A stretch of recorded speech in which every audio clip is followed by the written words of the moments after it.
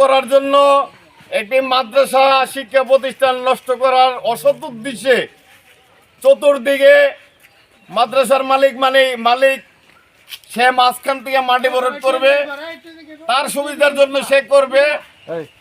কিছুদিন আগে আমার কাছ থেকে একটি সাক্ষাৎকার নেয় সাংবাদিক সাহেবেরা।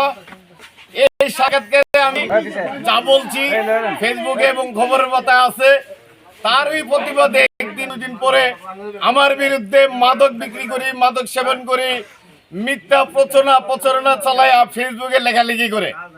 তার প্রতিবাদ আমি জানাইতে পারি নাই, ঢাকা ছিলাম, আমি ফেসবুকে লিখতে পারি না এবং ফেসবুক ভালো একটা বুঝিও না।